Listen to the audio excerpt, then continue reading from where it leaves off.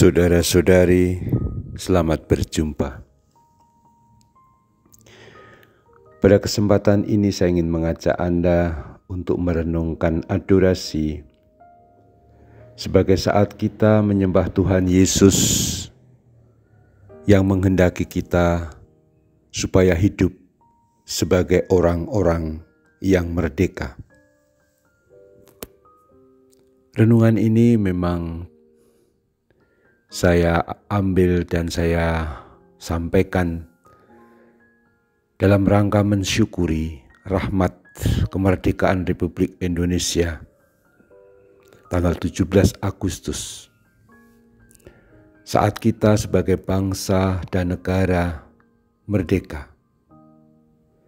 Dan kemerdekaan itu anugerah yang sangat-sangat besar dan yang mesti kita pertahankan dengan segala jiwa dan raga kita. Dalam rangka adorasi ini baik kalau kita merenungkan segi kemerdekaan itu sebagai anak-anak Allah, sebagai hamba-hamba Allah. Santo Petrus dalam suratnya berkata kepada umat Kristiani, sebab inilah kehendak Allah, yaitu supaya dengan berbuat baik, kamu membungkamkan kepicikan orang-orang bodoh.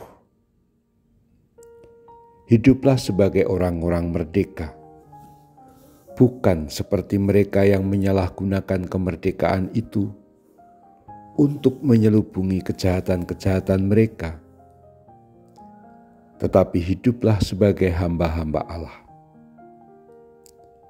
Hormatilah semua orang, kasihilah saudara-saudaramu, takutlah akan Allah, hormatilah raja. Kata-kata ini yang dari Santo Petrus ini diambil untuk menjadi bacaan kedua pada Hari Raya Kemerdekaan. Mengingatkan kita supaya sebagai umat Kristiani, kita hendaklah menandai diri di tengah bangsa dan negara ini sebagai orang-orang yang baik hati dan penuh kasih kepada setiap orang, tanpa membedakan apapun latar belakang, suku, ras maupun agama. Terlebih mereka yang menderita, yang lemah, miskin, itu yang mesti lebih kita perhatikan. Tapi juga dikatakan oleh Santo Paulus, selain tentu saja takut kepada Allah, hormatilah raja. Dalam hal ini tentu saja konteksnya adalah menghormati para pemimpin. Para pemimpin bangsa, negara, pemimpin kita di masyarakat yang memang sah dan resmi memimpin masyarakat kita, mesti kita dukung. Sikap hormat dan penuh kasih kepada sesama, juga kepada para pemimpin, memang melahir dari semangat orang-orang yang merdeka. Merdeka sebagai anak-anak Allah. Tuhan Yesus sendiri yang adalah putra Allah yang sejati. Dia satu-satunya putra tunggal Bapa. Tetapi kita berkat baptisan, kita ambil bagian dalam keputraalan Yesus Kristus itu sehingga kita juga bisa disebut sebagai anak-anak Allah. Dan sebagai anak-anak Allah kita menjadi merdeka dan bebas. Kenapa? Karena ikatan kita satu-satunya adalah dengan Allah, dengan Tuhan. Yang lain-lain bersifat sekunder. Semua ditempatkan dalam proporsi yang semestinya dan sewajarnya. Justru karena kita menjadi orang-orang yang merdeka, berhubung kita adalah anak-anak Allah,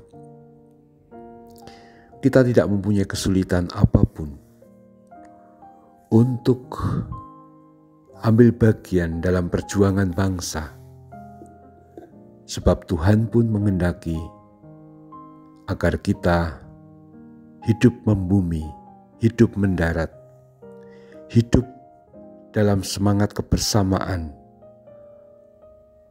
bukan hanya dengan umat Kristiani, tapi dengan semua saudara siapapun di bumi ini. Sebab semua orang, apapun ras, suku, dan agamanya, adalah sama-sama umat Allah, umat Tuhan, yang semua dicipta dan dicintai oleh Allah. Dan bahkan untuk itu Allah telah mengutus putranya Yesus menebus dosa umat manusia. Kita menghormati setiap orang dalam masyarakat kita karena mereka juga adalah orang-orang yang dicintai oleh Allah. Allah juga menghendaki agar semua orang diselamatkan, agar semua orang beroleh kebahagiaan dan kegembiraan. Sifat yang terbuka, penuh kasih, dan penuh hormat kepada siapapun inilah tanda orang yang merdeka hatinya, seperti dikehendaki Tuhan Yesus Kristus sendiri. Kita diminta hidup sebagai orang-orang merdeka.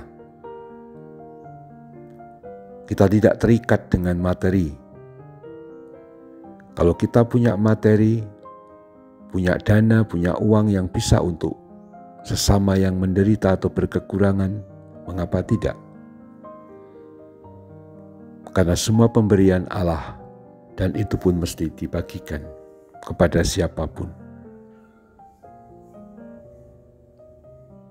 Kadang memang begitulah yang terjadi. Banyak orang itu beruntung punya rezeki yang berlimpah. Tapi ada begitu banyak orang yang tidak beruntung, yang untuk makan sehari-hari saja susah sekali. Maka hendaklah yang kecukupan berbagi untuk mereka yang kekurangan. Karena keadaan, situasi, semua orang yang tidak ada yang berkekurangan adalah kehidupan yang diminta oleh Tuhan. Harus kita galang dan kita buat di tengah masyarakat kita. Itulah hidup sebagai orang-orang yang merdeka. Berani berbagi, berani berbuat kasih dan berbuat baik, dan menghormati siapapun. Kita mohon kekuatan sambil berdoa agar Indonesia selalu dilindungi oleh Tuhan dan NKRI sungguh-sungguh terus jaya. Terpujilah Tuhan kita Yesus Kristus untuk selama-lamanya. Amin.